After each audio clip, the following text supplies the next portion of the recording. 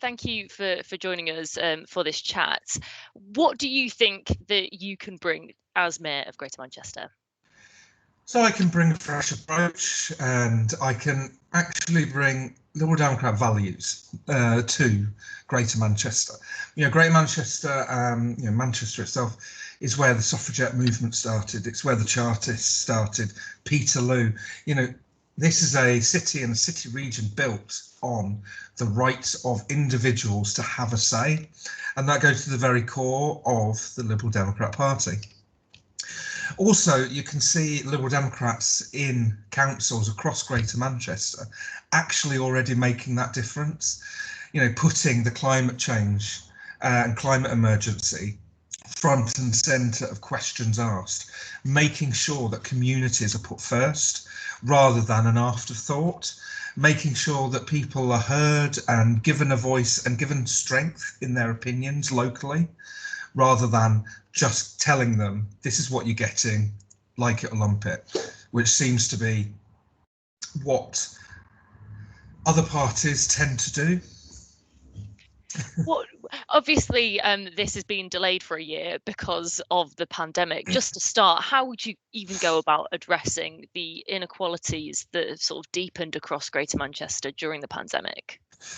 So one of the things, my background is health and social care, so I knew all too well before the pandemic the health inequalities in our city region. And that comes from a lack of education, a lack of investment, a lack of structural development in some places in regards to health and social care, but even social services as well. But a misunderstanding of education and what it can do in the community. So one of the main things that I've actually said is currently local councils have control over their public health budgets, and it's something that's been cut and is cut quietly, and not a lot of fanfare is made about it, but it's an incredibly important part of the wider health care group family of policy. So what I would want is all of that public health money to actually be brought up to the combined authority level. And this will allow the combined authority to actually direct healthcare, public healthcare funding and public healthcare education and programs to where they're really needed across the city region. Because one of the examples is you don't need to tell people in places like Trafford, wear a mask, it'll stop the virus. They all got it very quickly. Whereas we know that the virus spiraled out of control in places like Rochdale and Oldham. We needed a public health task force, an emergency team to go in there to help educate, to help understanding, and to develop that response sooner rather than later. And that was a localized failing, exacerbated by national failings at the beginning of the pandemic. But had we had that public health control, we could have alleviated some of the spread of COVID, especially in Rochdale and Oldham, and in Bolton as well. And when we talk about inequalities as well, obviously, certain people, housing. That was a terrible way of phrasing that. Housing is really important. Affordable housing is really important for people in Greater Manchester, but we're seeing all of these big high-rise developments come in. How would you strike the balance between getting those investors in Manchester and actually creating those homes for the people that need it, who are already here? Well, let's be quite clear. The Liberal Democrats have opposed the Greater Manchester Spatial Framework and now the Places for Everyone since 2016. We're not a Johnny-come-lately to this, such as my Conservative opponent, who voted for it, have supported it and championed it at the beginning, and have realised it's politically inconvenient for them now. So now they're saying they want to scrap it. The Liberal Democrats in Stockport voted it down and forced Stockport out of the GMSF, which is why we now have Places for Everyone. One of the main reasons that I'm actually against it is because they're not they weren't going to build affordable homes. And developers can say, oh well, 20% of these homes were going to be affordable. Well, affordable depending on the postcode they're in. So for instance, Timperley Wedge, affordable there would have been 350, 400,000 pounds a house. Who has that type of money? I know I didn't as a public servant, and you probably don't as well. So we actually need a housing plan that deals with 30, 40 years of housing destruction. And we're talking about social housing associations. Yes, people can own their own home, and I would never stop them owning their own home, but we need to help people to save to buy their own home. And we do that through social housing, by giving people a safe, warm, secure place to live, where they can save money because then they don't have exorbitant rents, which is the other thing which we're seeing in our town centres and city centres now. When you've got these apartment blocks going up, you've got, they're going for £1,500, £2,000 a month, which is incredible. Who's got that type of money in Manchester? We're at a precipice across Greater Manchester. Do we follow the Greater London model of just whacking all these up and letting them run one wild with rent prices? Or do we actually make a decision and say, we want affordable homes, we want social homes across Greater Manchester to allow people to feel safe and secure, but also to save for that forever home they want?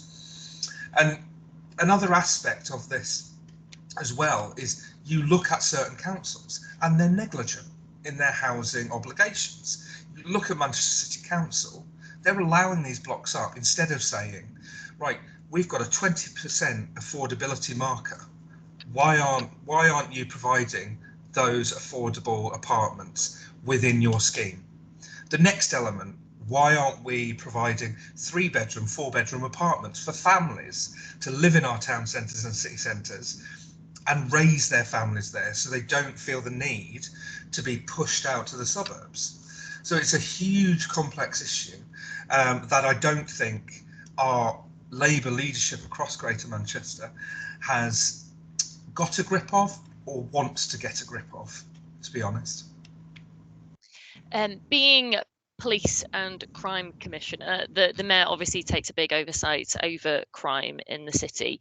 How, with the negative headlines we've seen about GMP at the minute, how would you get a grip on that or start to look at the issues of crime in the region? So let's be completely clear. The regular bobbies on the beat are incredible public servants. The majority of police officers care about the communities they serve, and they want to do right by the communities they serve. They have been hampered over the past 15 years. Firstly, by a police authority for Greater Manchester that didn't take ownership. Then by a police and crime commissioner in Tony Lloyd, who didn't take control. And now by Andy Burnham, who is saying at every opportunity, I don't run the police. Well, actually, you have that oversight control, so you do run the police. You may not tell them who to arrest and who not to. You may not tell them what special investigations they need to undertake, but you have control of the police. That 15 years of Labour leadership, we can talk about the coalition and we can talk about cuts. Absolutely, it's going to have an effect. But we're the only force that's currently in special measures. And that's because of a breakdown in culture and a toxic culture within GMP itself. You've got police officers that are too afraid to report their colleagues for wrongdoing. You've got police officers that won't complain when they're sexually harassed, when they're bullied, when there's racism, homophobia within the force, because they're too afraid of being pushed out and victimised themselves. So many of them end up leaving and going to another force instead of making that complaint. So what I would want, we currently have the police and crime panel that works alongside the mayor to actually manage and have oversight of our police. For the next 18 months, 2 years, I would want them to take responsibility for internal reporting within GMP to actually restore faith that complaints made by police officers would be dealt with properly and effectively. And if they want to do it and be an anonymous complainant to the panel, they should be able to, and not fear that they're going to be bullied out of a job, because GMP needs to get a grip of its culture. We look at the IT system and everyone's blaming it. It's failed. Well, actually, that was a failure of culture. There was a lack of training and development to help the rollout of that system. The system actually works, and it has done across the country. Locally, the lack of accountability, the lack of leadership, the lack of an open, transparent culture within our police force has forced the problems that we have now seen over the past few years to exacerbate and peak.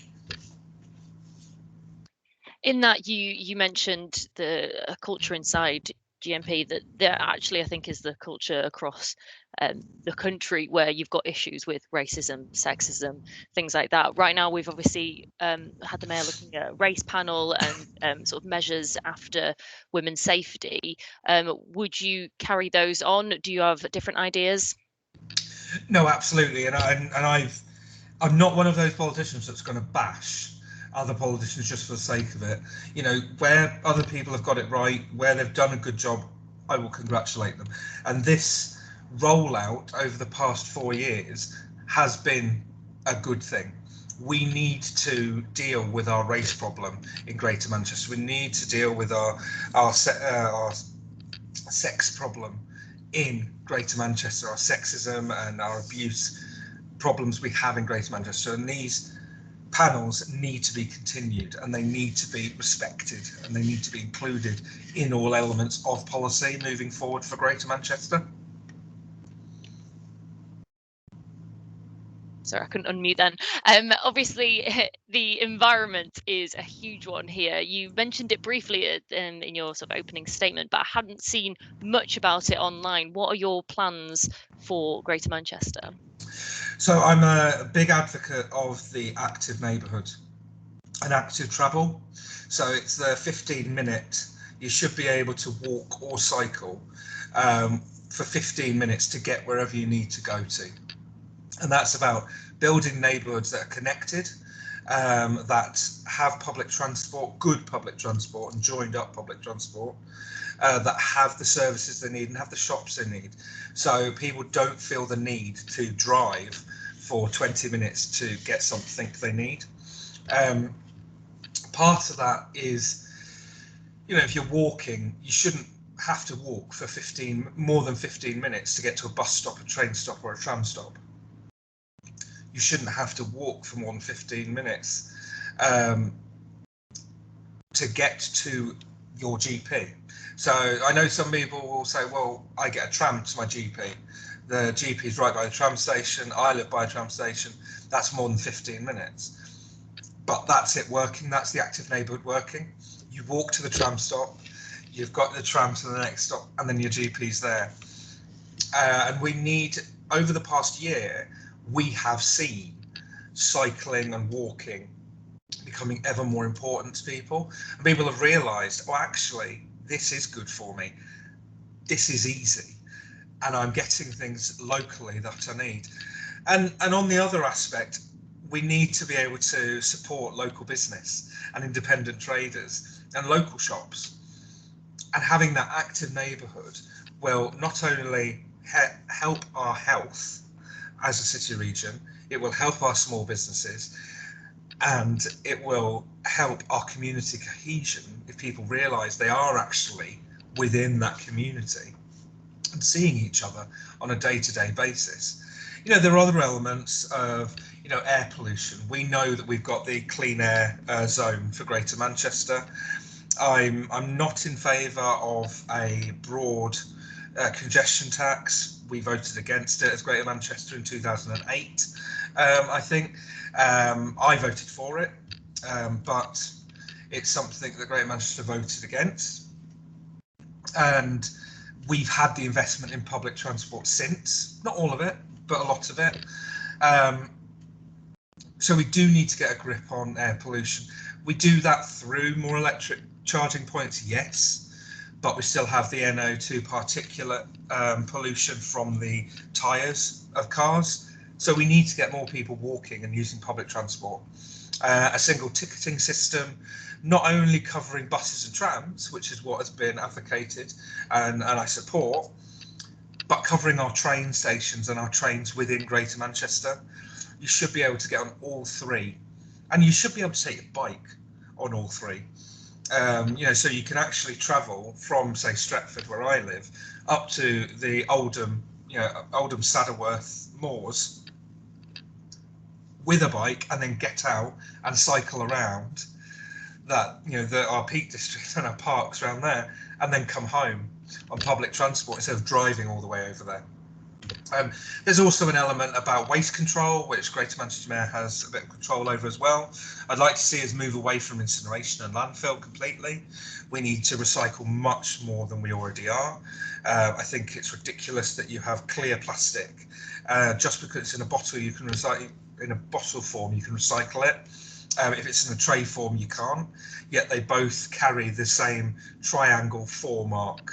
The 4 in the triangle recycle mark. Why can't we recycle both in Greater Manchester? So it's things like that that will aid us towards a cleaner, greener Greater Manchester.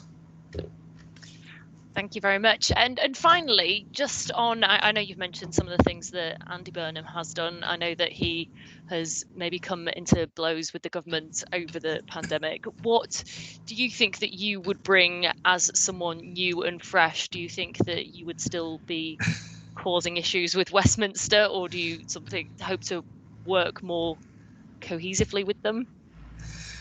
Let's be completely clear, and I know it's a pitch of my Conservative candidate that she'll be able to work with Westminster. Well, Andy Burnham has worked with Westminster and with the Conservative government in London, and he's right, and I repeat it back. Where people do a good job, you support it. Where you agree, you support it. Where you disagree, you become an advocate for Greater Manchester. And you say, no, this is not going to work for us. We need this. And you should be shouting and championing Greater Manchester if you disagree with the government. This isn't an either or, and it shouldn't be. We're elected mayor of Greater Manchester. We need to stand up for Greater Manchester. The amount of trade deals we're being told are going to happen over the next few years. Greater Manchester needs to have a slice of that. We need to make sure those trade deals mention Greater Manchester and actually get jobs and prosperity for the people of Greater Manchester. Not just one part of Greater Manchester, but all 10 boroughs. And you only do that by standing up and, yes, stamping your feet at times and arguing, but also working constructively when you can. And I think that's a balance that Andy has got right. He's not, on occasion he could have done it a little better with a little bit more subtlety, but he stood up for Greater Manchester, and I don't see how anyone else couldn't have done that better in many ways. And so, I will give praise where it's due.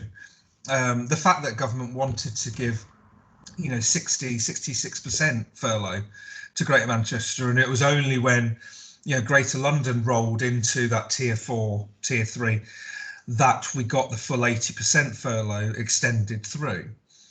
It was right that was argued and demanded, because it was wrong that the government were trying to shortchange the people of Greater Manchester. Well, thank you very much. And just in a final sentence or statement, could you tell people why they should vote for you? Look, I've said many hustings and debates that I've had, I'll wake up every morning thinking of Greater Manchester. I love this city region. I've lived here for 15 years. You have stolen my heart as a city region, and I'm not going anywhere. But I'll wake up every morning thinking of you, and I'll want to do the best for everyone, not just those that elect me, because you go into a role like this you are a champion for everyone. You stand up for everyone, and you're there for everyone in Greater Manchester. Thank you very much for speaking to me today. Yes, thank you very much.